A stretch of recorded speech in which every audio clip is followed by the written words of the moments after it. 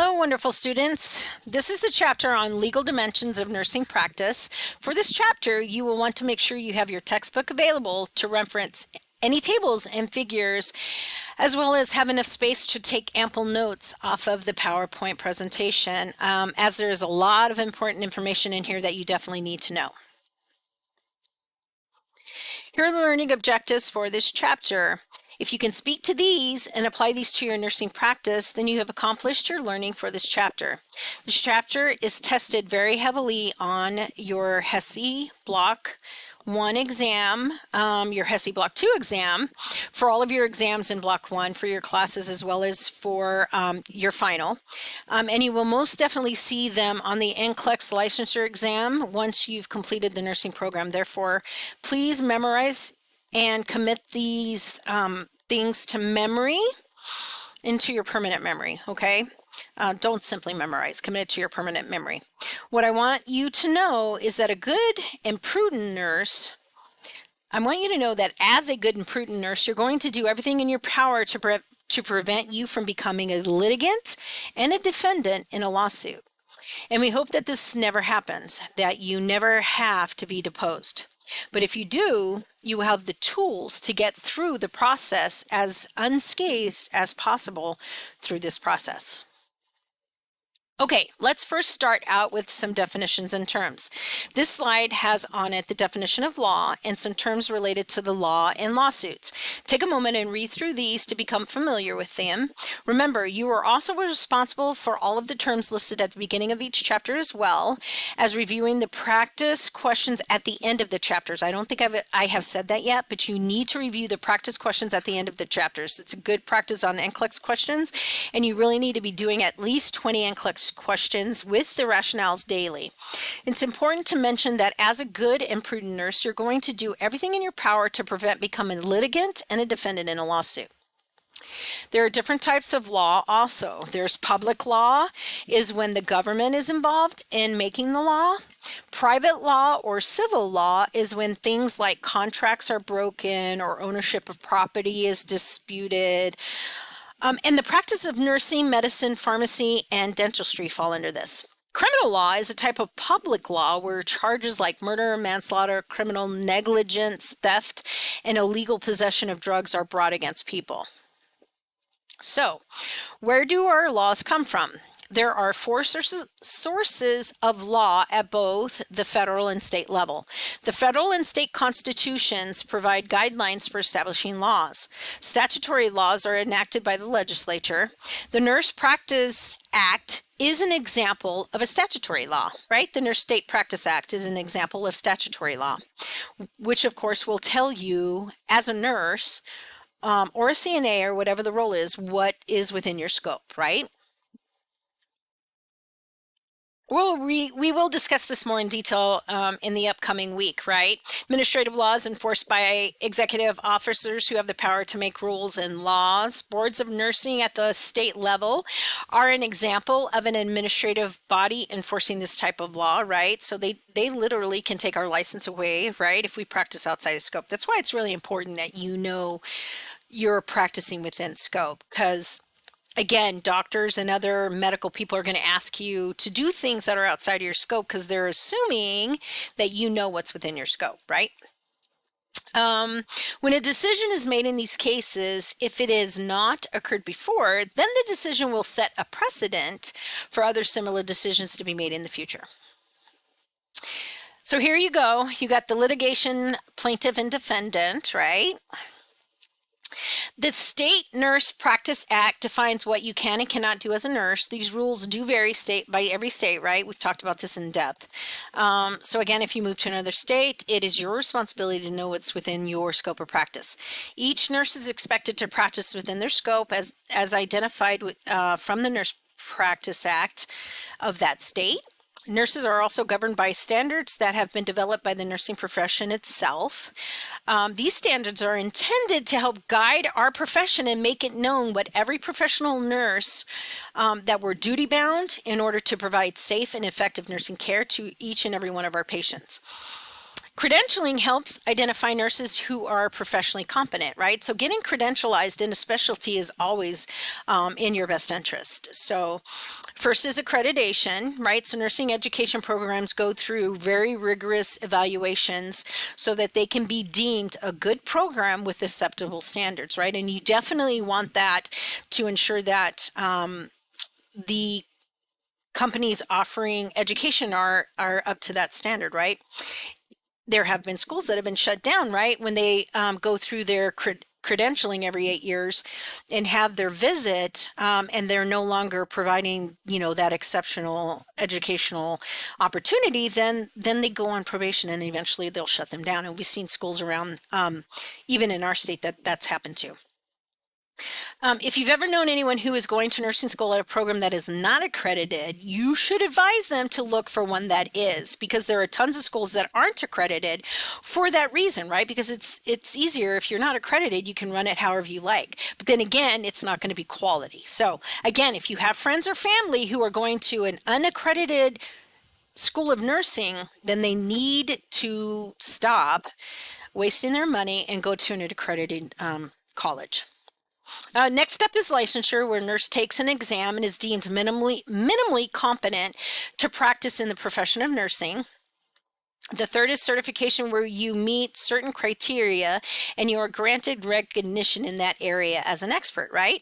And an example is I have my CNE, which stands for Certified Nurse Educator, right?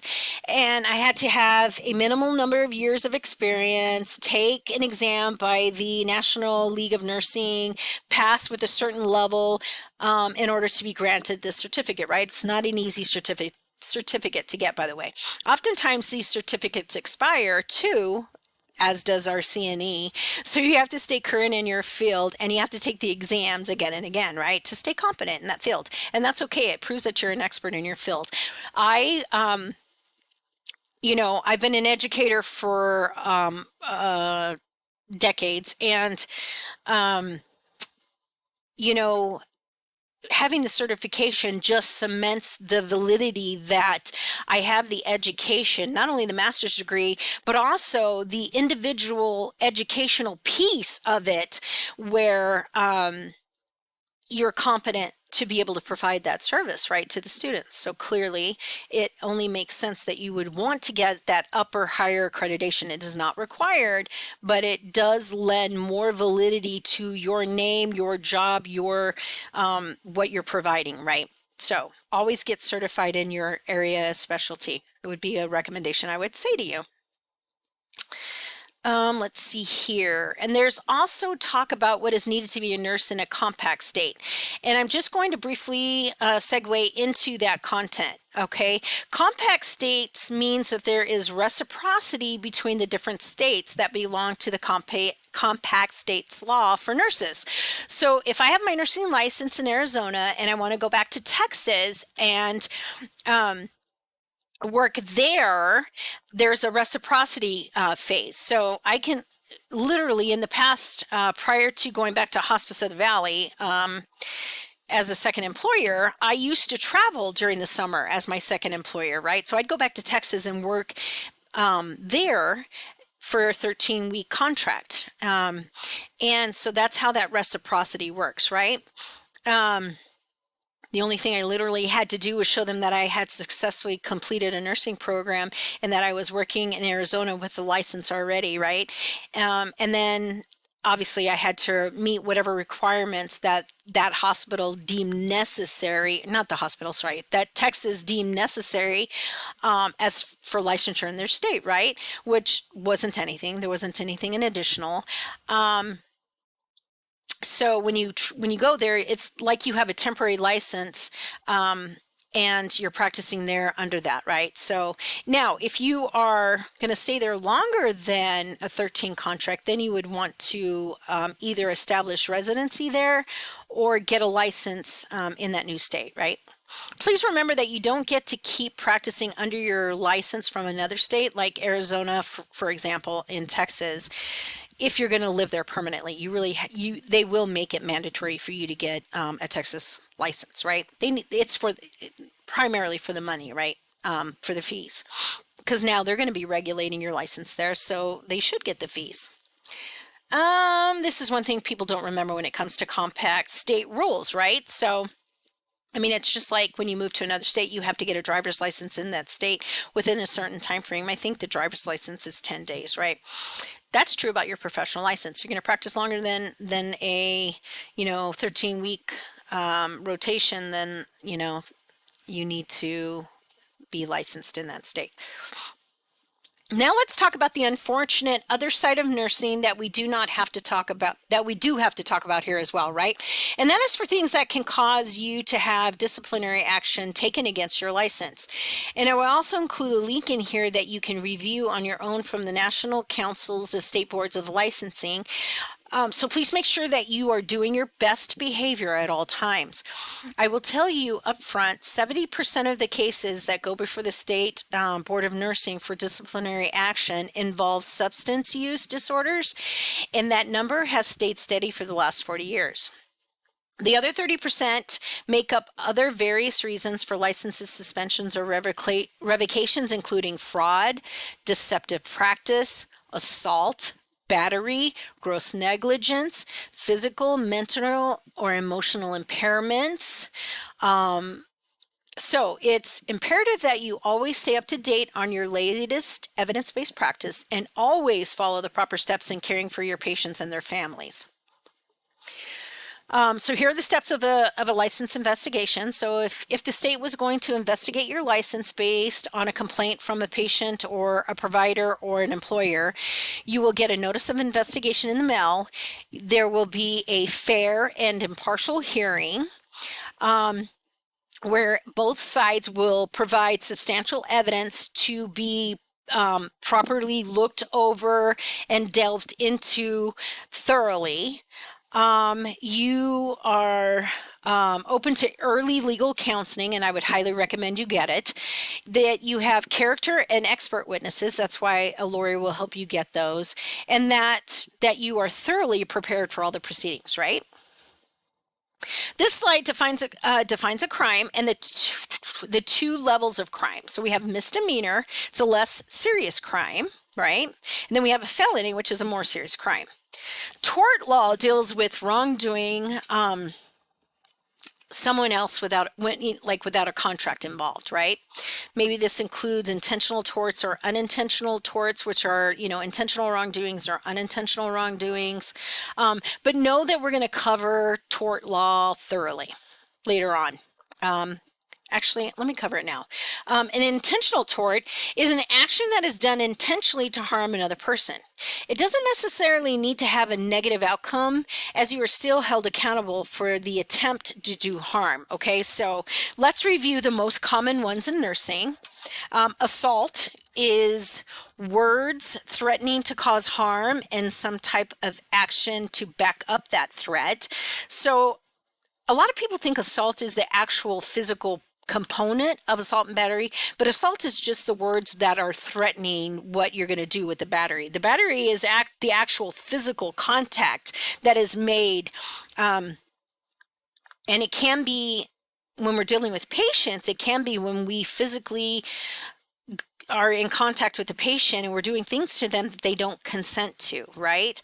Or is an unauthorized touching of another person, right? That would be battery, right? Could include, fights and stuff like that, but it definitely can also include a nurse who's providing care against the patient's will and they're of their right mind, right? We'll talk about it more in detail later. But to avoid any possible charges of battery, always explain to the patient what you're going to do prior to doing it, right? Like I talked about with the Foley earlier. You want to talk through the whole process to make sure that you're getting permission to do what you're about to do, right? You definitely do not want to get a charge of battery because you're violating them without their permission, right? Some invasive procedure. So assault and battery is the intent and follow through of a harmful act. Defamation of character involves making remarks that damage another person's reputation or character. The communication can be either written or oral, and it must be falsely made to another person, which causes shame or a negative impact on the person's reputation, and presented as a fact rather than an opinion, okay? Libel is the defamation of character in writing. So if you're libel, that defaming stuff is all in writing, right? Oftentimes, celebrities will sue gossip papers for libel, right? Slander is the defamation of character by spoken word. Now, the way I remember the difference between libel and slander is spoken. So they both start with an S, right? Libel is when you label people in a written form. So hopefully that helps.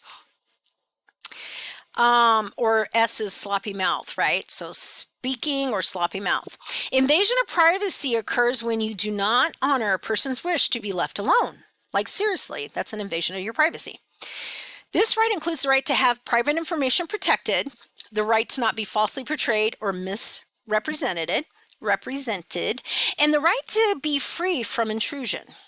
There are specific laws surrounding privacy called the Health Insurance Portability and Accountability Act, or otherwise known as HIPAA. HIPAA is huge in the nursing field and medicine and all together, right?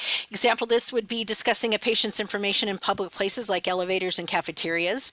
We will go into more detail again on this on the next slide.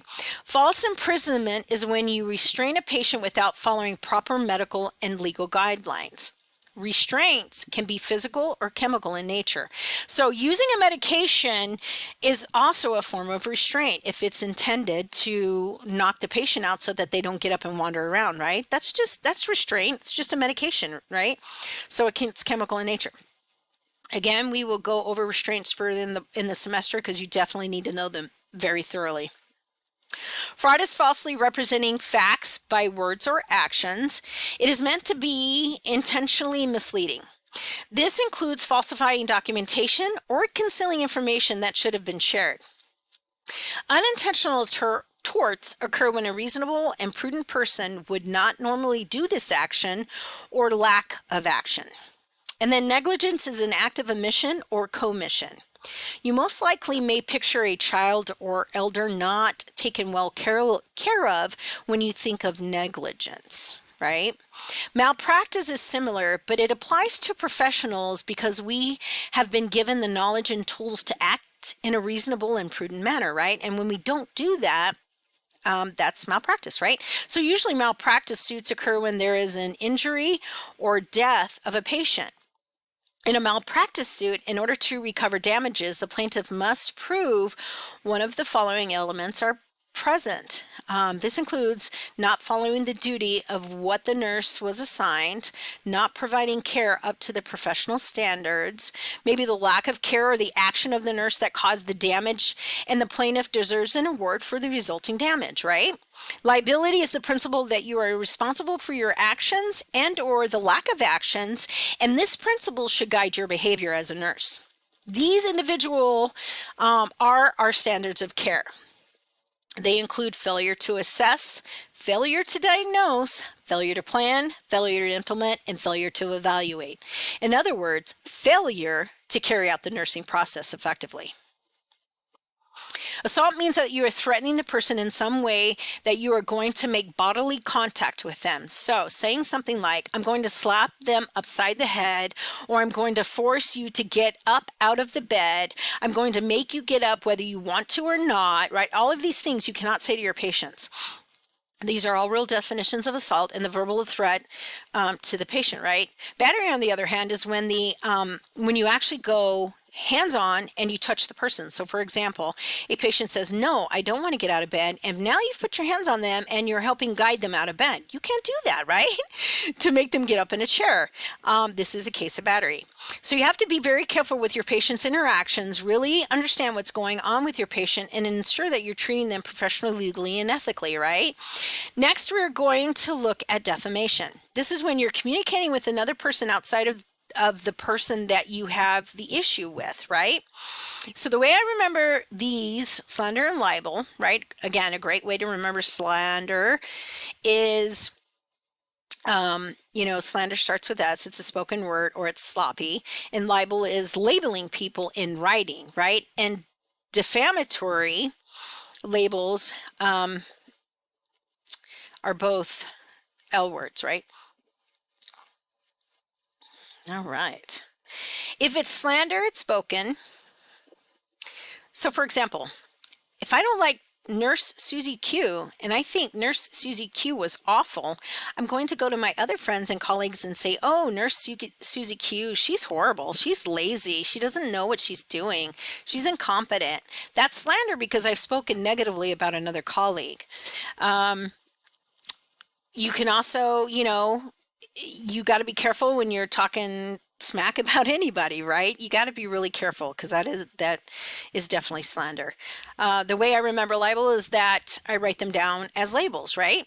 So libel is a label that I've written about the negative aspects about a person. So instead of speaking those things to my coworkers, I go home and on social media, I post that Susie Q is a horrible nurse. She is incompetent and lazy and she doesn't know what she's doing. And I put that out there on social media. And I've now broken the law in both cases and can be held accountable. So I want to tell you, be very, very careful starting in nursing school.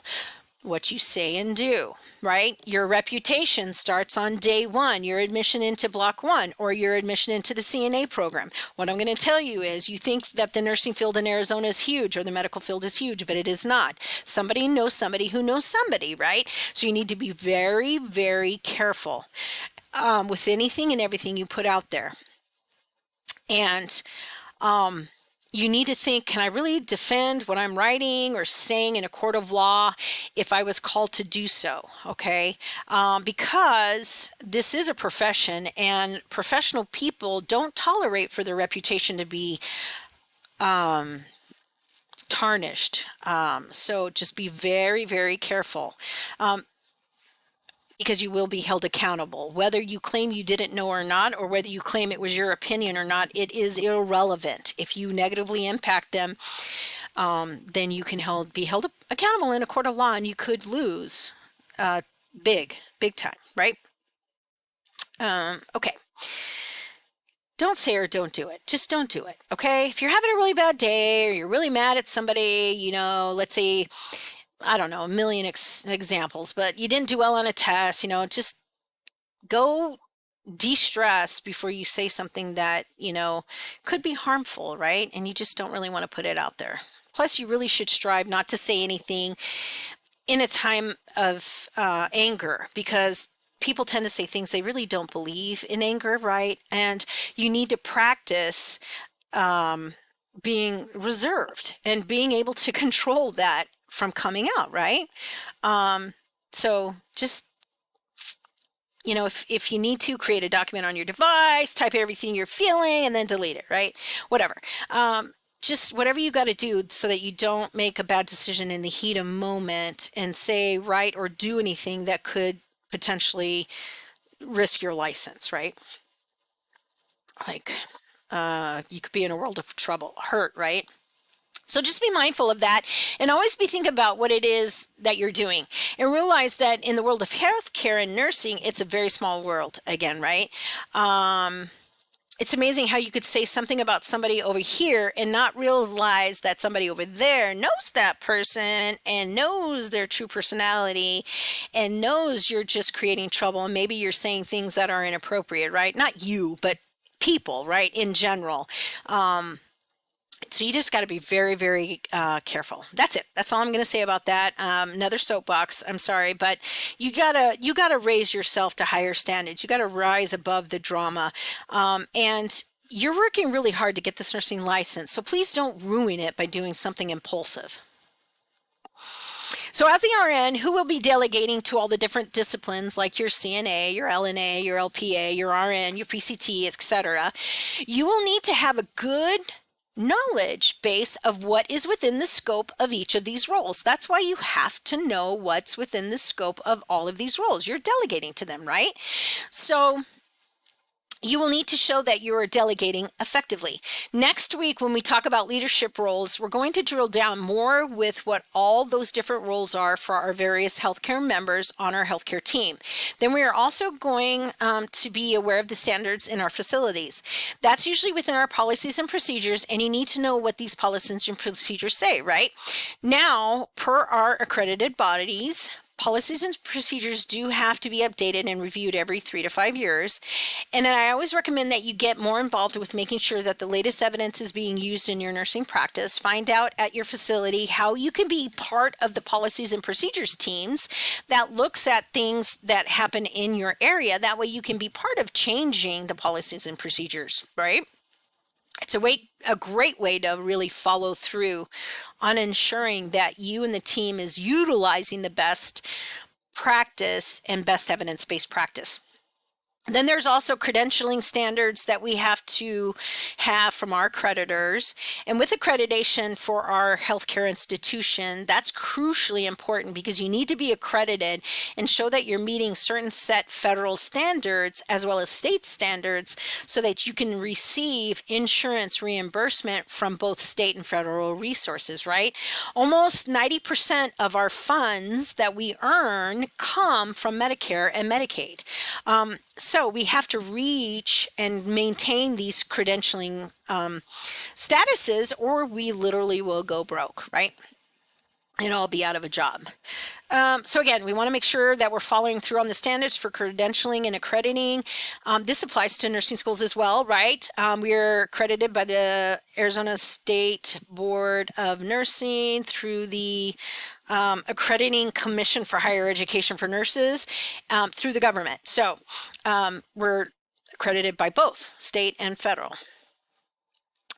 Okay, false imprisonment is going to be when I have put a patient in restraints without having a doctor's order first in the chart, or that I put a patient in restraints that wasn't appropriate. So maybe I got the order and all that, but guess what? It wasn't appropriate. And when the doctor came down within 24 hours, like they have to evaluate the patient, they figured out that you put a patient that wasn't appropriate in restraints. You now can have that false imprisonment charge brought against you, right? Or you put them in a room and close the door when there's no reason to truly isolate them. You got to be very careful with this, okay? Then I also have to worry about HIPAA and ensuring that I'm not invading the privacy information of my patients, and also be very careful with fraud. You have to be careful with this one because, again, it could be defaulting on student loans, but it also could be inappropriate billing services for a patient. It also could be misinterpreting yourself in such a way that could be construed as being problematic. The one thing I'm going to tell you right now, write this down in big bold letters everywhere. You are never, ever, ever to identify yourself as a nurse while working in those Caribbean scrubs as a student nurse. You are a student. And if you say you're a nurse, that is an act of fraud and could cause you not to be able to be licensed ever as a nurse in Arizona. So just be very, very careful to always represent the truth and nothing more or less. Case of malpractice is different from negligence. Malpractice, for malpractice, you have to prove all 4 elements listed in the table. You need to know these because people always say, what's the difference between negligence and malpractice? Well, I just told you negligence was unintentional. No harm came to the patients with malpractice. We have to show that there was an existence of a duty. We have to show that the duty was breached. And typically, this is an intentional breach of duty. That intentional breach of duty has to cause harm or injury to your patient in some way, shape, or form. And it can be psychological harm, right? Not just physical harm. It can be psychological harm. And that harm has to be such that I can assess a monetary value to it, right? Because either it was a delay in care, they had to stay longer in a facility, or additional follow-up care was required because of whatever it was that we did, right? So my example for this, I have a person who is very anxious on my nursing unit, and they're on the call, or they're on that call light constantly, right? Pressing it like every 10 minutes. So I get tired of answering that call light all the time, and I tell my nursing assistants and my colleagues, don't answer the light in call room 5. She's always on it, just ignore it. they've been on the call light every 15 minutes. They just need to wait so everybody follows through with what I say. They leave the patient alone. No one answers the call light. When I finally get around to room 5, that person is now in severe emotional distress and saying, "Oh my God, I was so scared. I felt everybody left me out," and they're carrying on. And to the point, I have a mental health professional have to come down and have a consultation with this patient because they're so distraught from the whole trauma from the experience, right? So now I'm having to bring someone else into the picture. So that's another service that has to be provided to the patient, and who knows how long that's going to have to carry on, right? So there's a monetary value that can be added there that shows that due to the detriment, we had to provide additional services, right? So now I've just created a case of malpractice where my patient could win litigation against me 100% in court. That's not to say there's a difference in what the litigation outcomes will be with malpractice and negligence, right? I can still sue you for $1 million for either one, but you just have to be mindful that with malpractice, you have to prove that there was a duty of care that was intentionally not carried out because of the harm that came to the patient. So just make sure when you're documenting factual information of what's happening to that person, what was done about it, all kinds of information. For example, if that patient leaves your care to go to another unit, so at 8:55, the patient left nursing unit A to go to hemodialysis, you write that in your notes. That way we know that the person wasn't on your nursing unit. They were down in dialysis having their dialysis done. Then 12:35, the patient returned to the nursing unit. So that way, if something happened during that time when they were gone, at dialysis, you're excused from that because you documented showing that you were not the person currently taking care of that patient, right, when the incident happened.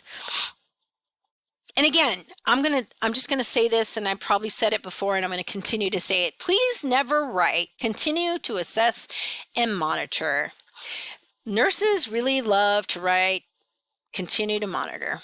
This is the worst verbiage ever in the history of healthcare. What are you monitoring?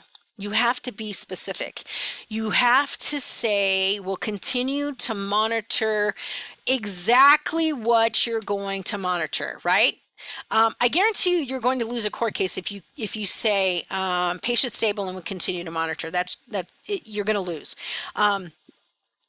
Because a good nurse knows you have to be specific in everything you chart, right? What are you monitoring? You're monitoring vital signs. Are you monitoring pain levels? Are you monitoring response to pain medication? Are you monitoring antiemetics? What exactly are you monitoring, right? And you're going to list all the things you're monitoring if you want to list them out, right? The more you're precise, the better. Are you monitoring response to education that you provided? Be specific. Same thing when you write monitor for signs and symptoms, for example, of serotonin toxicity. You need to write what those are. Do you know what they are? Right? So then you need to document what those symptoms are that you're monitoring for. So I would document something along the lines of monitoring for the following signs and symptoms of serotonin toxicity, nausea and or vomiting, and go on down the list and monitor, the neurological changes and all that things that go with serotonin syndrome, right? So tachycardia, shortness of breath, agitation, restlessness, abnormal eye movements, high blood pressure. What else is serotonin syndrome? Hallucinations. Oh my God, the body temperature goes up significantly. They lose loss of coordination, lots and lots and lots of things. So just basically the gist is be specific.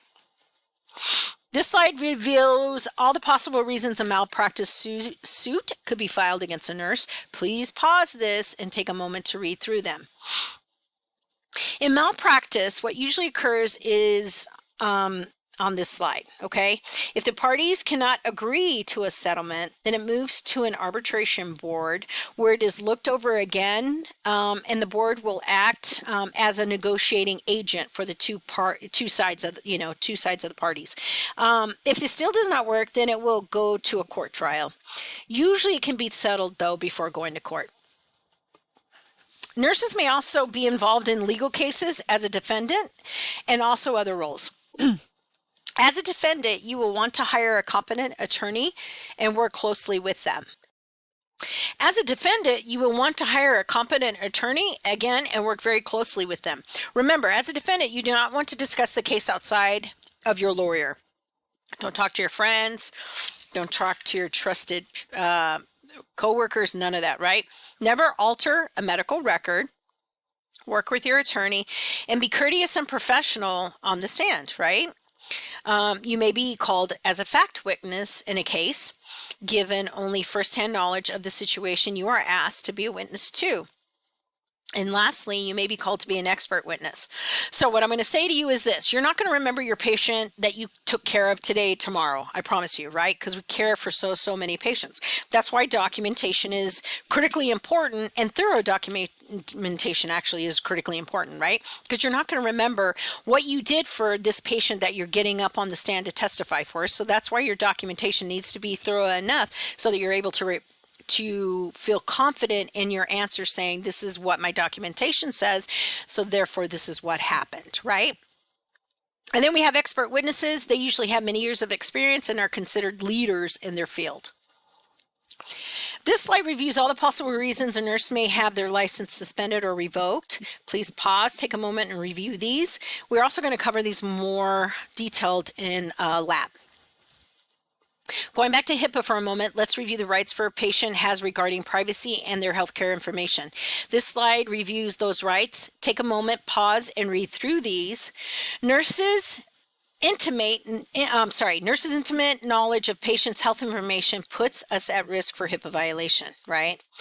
Because we're well aware intimately of everything they're going through. So you just got to respect that access to that information and not violate the HIPAA violation, their confidentiality. Fines for HIPAA violations are up to $250,000 per violation and up to 10 years in prison per violation. These rules govern even accidentally violating HIPAA, and we will go over these more in detail in lab as well. Here are some recommendations if you're a defendant, if you're a nurse defendant, right? Again, do not discuss the case with anybody other than your lawyer. Do not alter your medical records. You only want to discuss facts, not your opinions, but facts. Cooperate fully with your attorney. Be very courteous on the stand. I cannot stress to you enough how juries really hate obnoxious people. So please remember that. Be courteous to both sides, even when the prosecution's being a jerk to you. Do not volunteer any information. Only answer the yes or no. Be as succinct and short as possible. Dress like you're going to court, not a party, and think and collect thoughts before speaking. So take time, like when they ask you a question, don't jump on an answer, but actually formulate a good response in your head. Now that I have you on pins and needles thinking you're going to get sued somewhere down the line, I want to remind you that there are safeguards set to help you practice nursing without a large fear of being sued. Being competent, current, and knowledgeable about your practice will help safeguard you. This includes knowing what is in your state's Nurse State Practice Act, right? Following established policies and procedures, owning your own educational growth, owning your own emotional growth, you actually refusing assignments where you cannot perform safely. So if you haven't done something for a long time and you don't feel safe, you need to stand your ground and refuse the assignment until you've had time for your organization to get you some refresher on it, right? Keeping up with evidence-based practice is definitely a priority. Respecting your patient's rights, and developing rapport and trust with your patients. Documenting accurately and timely, it's got to be timely, and working with management to develop any necessary policies or procedure changes to assist and guide, updating care at your agency. There are even processes for impaired nurses to get the help they need, as opposed to just being fired or having their license suspended. First, you must self-disclose that problem to the state and work with the State Board of Nursing to complete the addiction program prior to returning to active duty. If you are discovered taking controlled substances and you have not self-disclosed this, now we're talking controlled substances that you don't have a prescription for. So you're getting them from friends, buying them off the street, you're getting them from family members who happen to have them, whatever that looks like, right? Um, God forbid you're not stealing them from your patients, right? Diverting it. Uh, and you have not self-disclosed this problem and you're still working, this protection will not be offered to you. So basically, the protection comes to you is if you realize that you have a problem and you go to the state board before you're caught, then they'll work with you 100%, right? However, if you're caught, then you could lose your license. You could go on probation or lose your license. Really depends on the severity and what was exactly occurring, right? Addiction problems with nurses occurs more often than you think. Informed or voluntary consent is needed for admission, diagnostic, and treatment procedures, and any experimental treatments or procedures. So you must be of legal age and sound of mind to give consent, right? These are written and signed by the patient or their legal guardian representative. Informed consent respects the patient's autonomy to make decisions for themselves.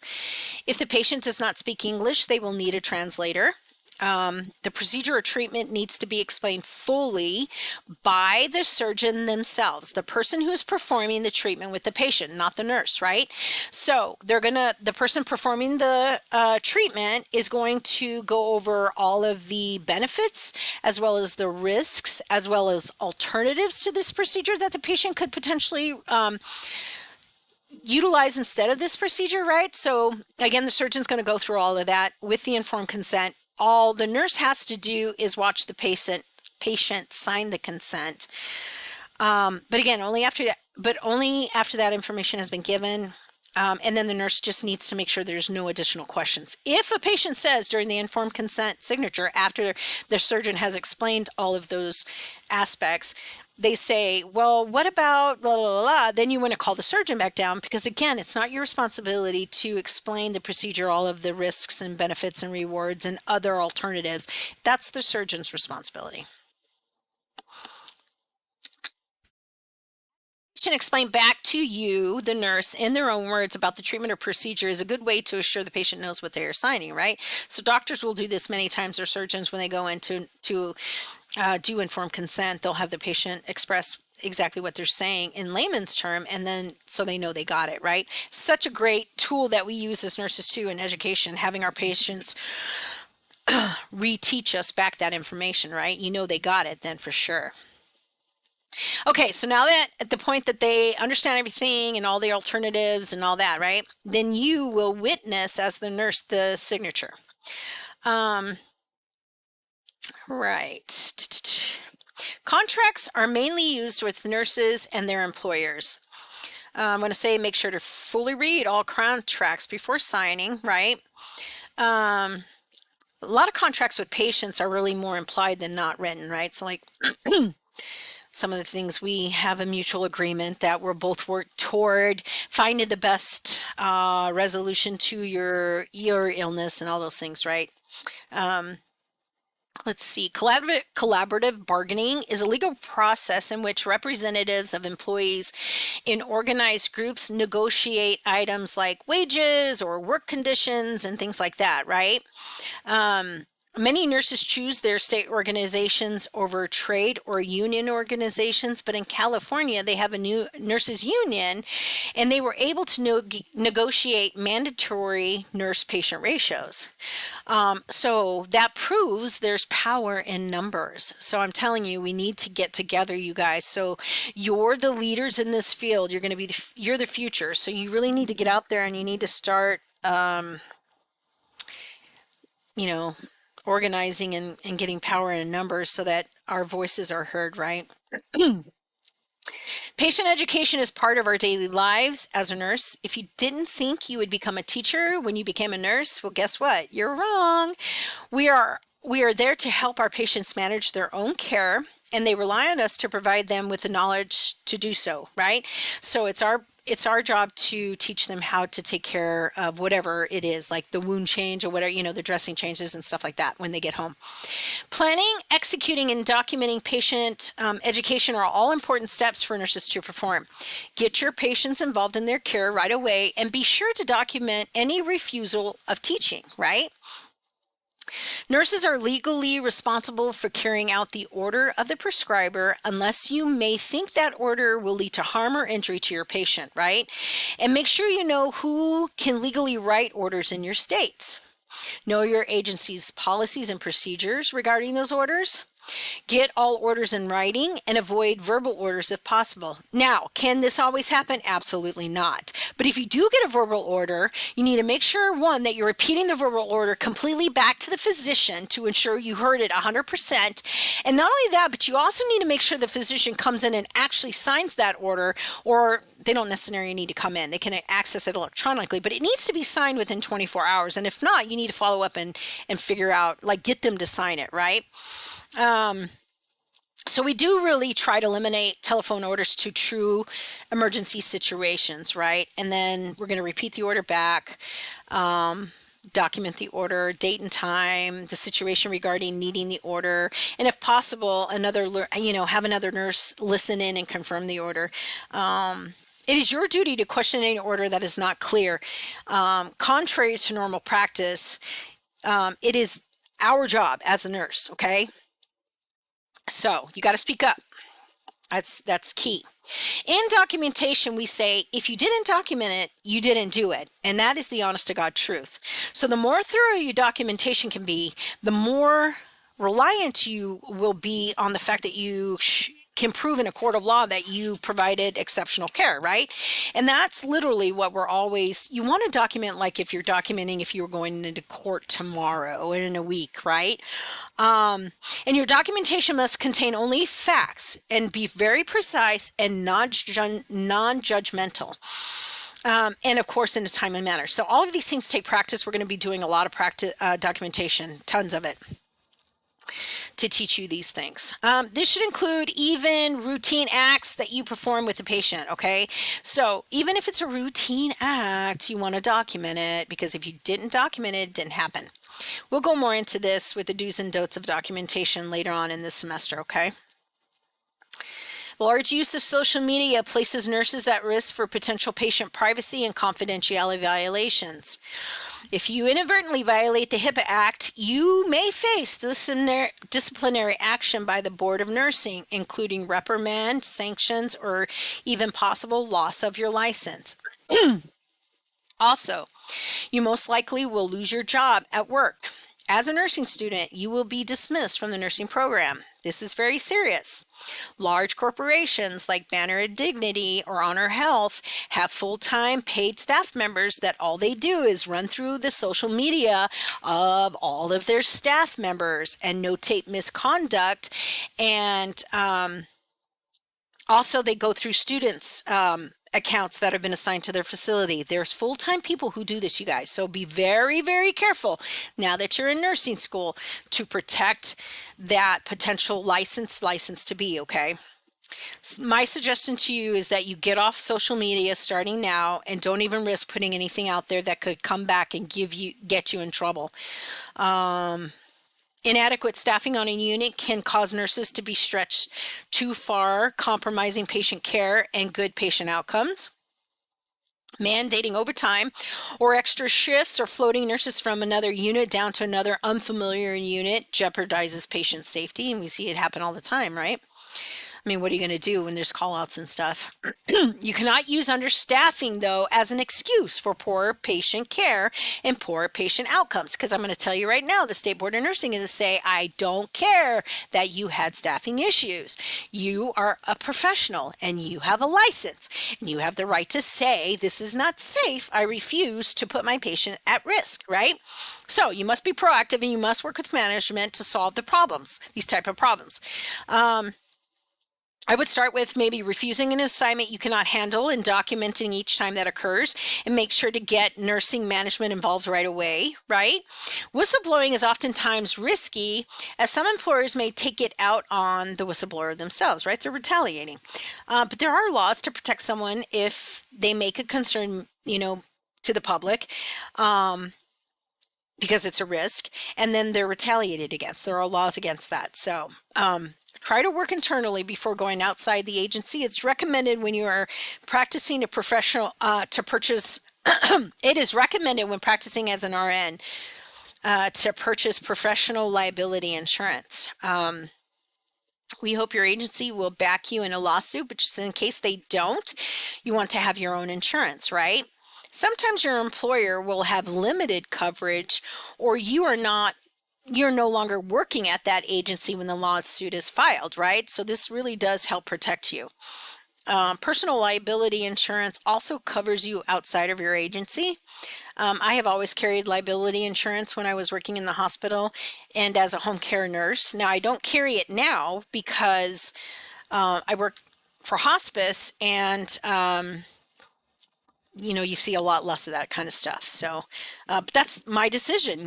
Some other nurses at hospice do carry liability insurance. It really is a personal choice, but you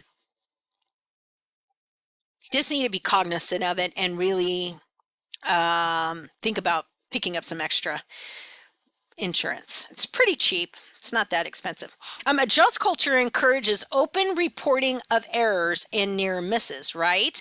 So when we say JUST culture, that means like if you make a mistake, you want people in medicine, nurses, CNAs, doctors, everybody, right, to own up to it immediately so that we can try to reverse it so that it doesn't kill our patient, right? That's what a JUST culture is. We have that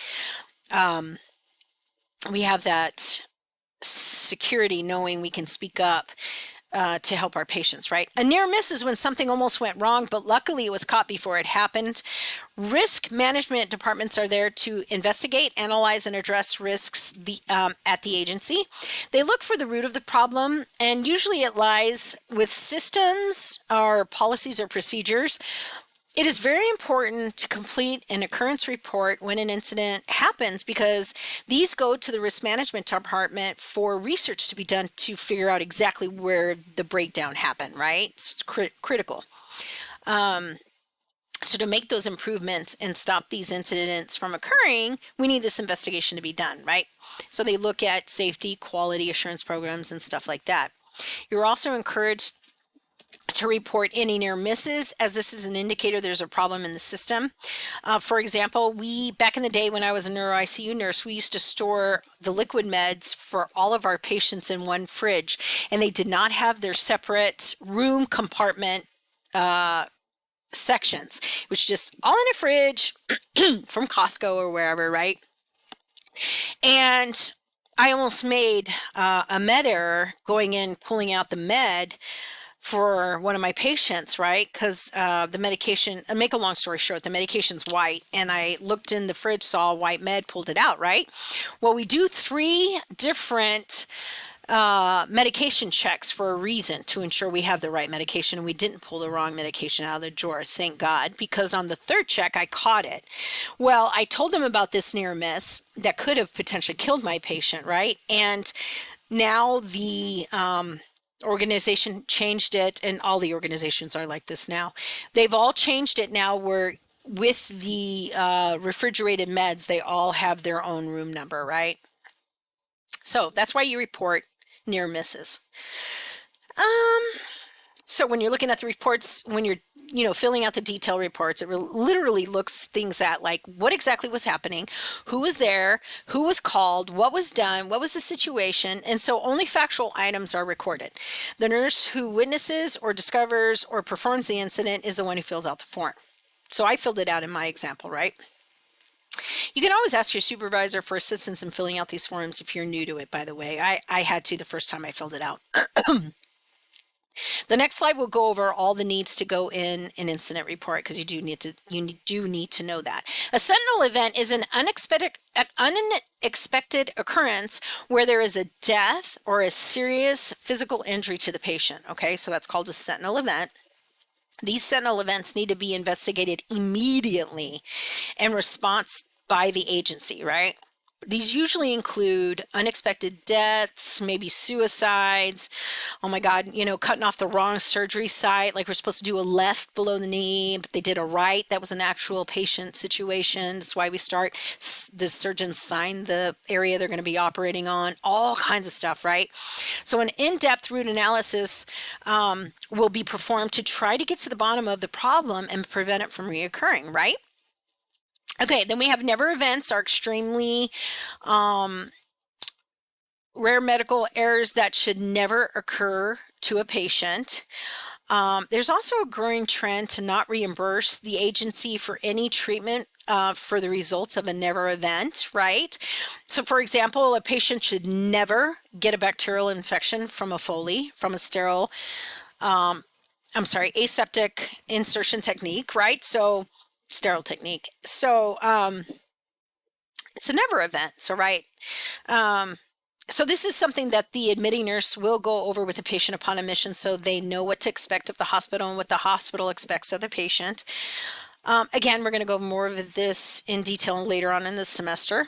Good Samaritan laws are designed to protect healthcare personnel when they are rendering first aid at an emergency situation, right? So the Good Sam law says this: if you're driving down the highway or down the street and you see somebody who's having a medical emergency, you have the right to either keep driving, you don't have to stop, you're not obligated, or you can stop and help. Now, if you choose to stop and help, you cannot abandon that patient, right? So if you stop to help, not a patient, but you can't abandon that person.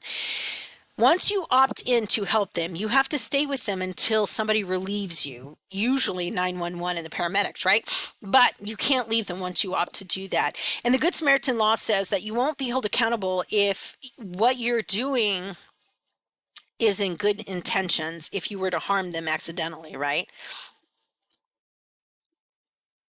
Okay, let's see. But they do expect, if you do opt to stop, you to help that person, that you would use good judgment in rendering care. So you are going to be held accountable to the level of education that you have been given, right?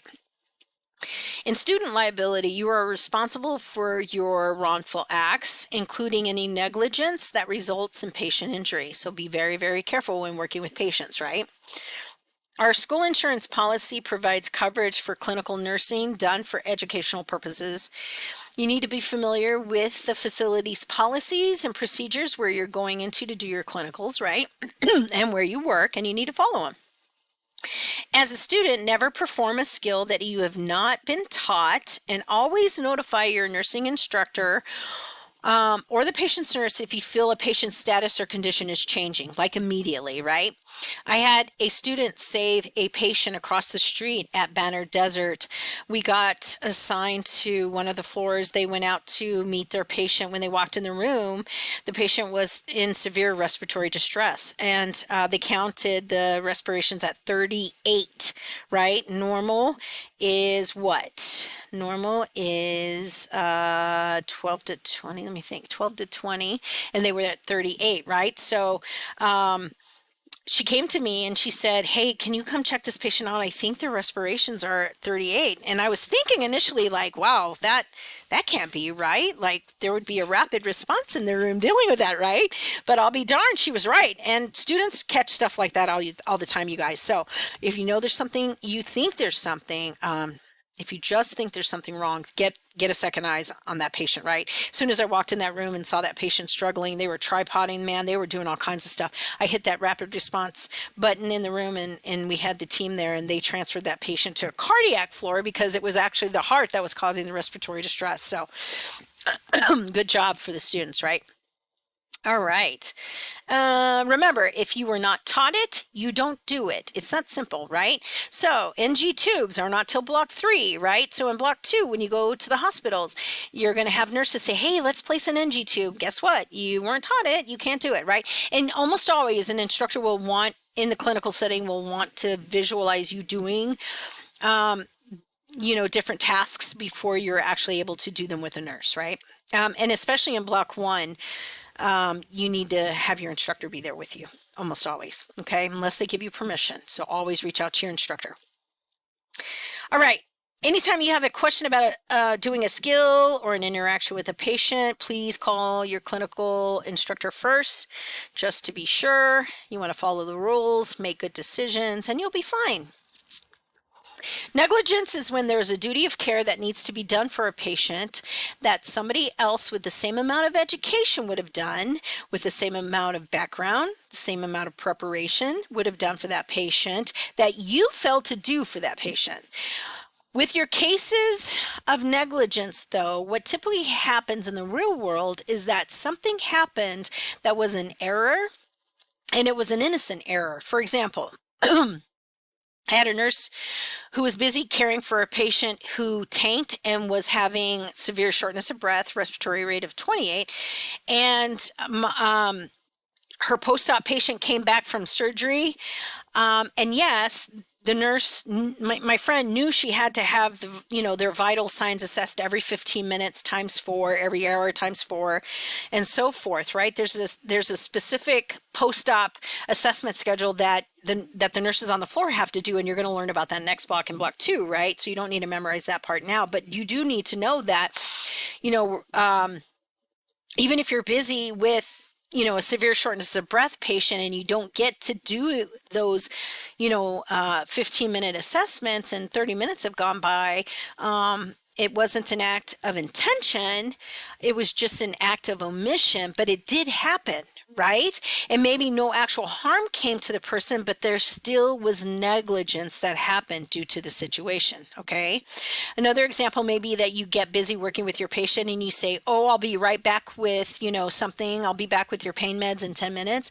And then you get caught up with another patient, something, big happens, right? And then 45 minutes later, you're like, oh crap, I totally forgot to get their pain meds. I was supposed to get that and take them right back there. And so now when you remember it, you go back and you apologize and you say, I'm so sorry I got sidetracked. I'm here for you now, and you're genuine with your apology, and maybe no harm came to the person, but still it is an act of negligence now. So just be aware of that, okay? Here are the elements of informed consent. Please pause the video and read through these. These are very straightforward.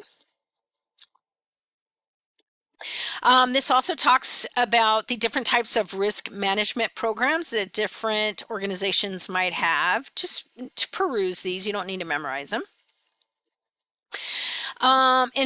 Information contained in an incident report, you definitely need to know this for your exam. So everything on the slide needs to go in an incident report. So please pause the video and take a moment to read through them. They're very straightforward. Okay, laws affecting nursing practice. So the Occupational Safety and Health Administration, or OSHA, has established protocols for healthcare workers who may be exposed to bloodborne pathogens. And so you're expected to follow the standard and isolation precautions that we are going to teach you in nursing school. You must be also aware of the safety precautions for electrical equipment, for radiation, other chemicals that you might be exposed to as a nurse, right? We're going to teach you that as well. And we're also going to teach you when you might be exposed to these in a clinical setting, right? If that even occurs, right? The National Practitioner Data Bank is an information clearinghouse where all practitioners are registered and tracked for professional compliance. Nurses have certain mandatory reporting obligations. This includes suspected child abuse, suspected elder abuse, if we suspect rape, if a patient has a communicable disease, we do have the authorization and the requirement to report those communicable diseases, like TB, right? TB could take out an entire population rather quickly. We have to report abuse, which could include physical. It also could include verbal abuse, sexual abuse, emotional abuse, neglect, abandonment, all of these, right? And failure to report them is an absolute crime. So we have to report the abuse. It's part of our obligations. And again, we're going to go into this more in depth a little later on in the semester. Narcotics, depressants, stimulants, and hallucinogens are all controlled substances. And there are laws that help regulate these and the distribution of these, right? And we are responsible to keep them secure and properly signed out when used.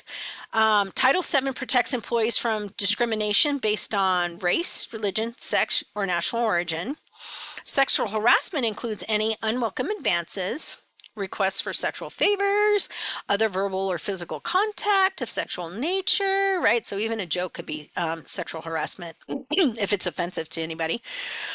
You do not have to tolerate any type of discrimination or sexual harassment on the job, okay? Long-term care residents have the right to be free from physical or chemical restraints. Chemical restraints, again, is medications that we use to calm the patient down and keep them nice and relaxed in the chair and out, right? No. So if you're giving a medication to calm them down, that's one thing. But if you're getting them to knock them out so that they're physically not able to get out of the chair, that's just another form of restraint called a chemical restraint, right? Unless it is necessary for their safety. Now, there will be times, again, when we're able to get a physician's order first, and then we can put them in restraints if it's for their safety or if we need to, do medical treatments of some sort, right? There are many laws and rules regarding restraints. Again, we're going to go over them way more in detail in the semester because you do need to know them as a nurse. The American Disabilities Act, or ADA, covers any person who has a physical or mental impairment that limits their ability to perform activities. This also protects people with HIV and AIDS, people recovering from drug or alcohol addiction, and people who are regarded as disabled. Employers must make reasonable accommodations for people with disabilities. Sometimes nurses are asked to be a witness to someone signing their will. There are a few guidelines to follow prior to agreeing to do this. Make sure the signer is of sound mind, that they are acting voluntarily, that they have not been coerced in any way, and you both should sign in each other's presence. Make sure it is actually a will and not some other document, and make sure the benefactor does not sign the will. Legal issues surrounding death and dying will be discussed later on in the block when we cover loss, grief, and dying. Excuse me. OSHA legal regulations. So pause the video, read through these, very straightforward, common sense. I guess the only one I really want to talk about that may not be common sense is the safety data sheets. So every organization, every single organization, and whether it's Target store or whatever, right, including hospitals, we have to have safety data sheets that discusses every single chemical that we have in that building and how you can treat exposure to that chemical, like if you were to inhale it or get it in your eye and stuff like that. That's what the safety data sheets are for. And last slide. So this is mandatory reporting laws, right? So again, this talks about what has to be reported to, and it's pretty self-explanatory, so please pause the video and read through it. This concludes the chapter on legal dimensions of nursing. Make sure to review this as often as you need to truly understand it, okay? See you in class.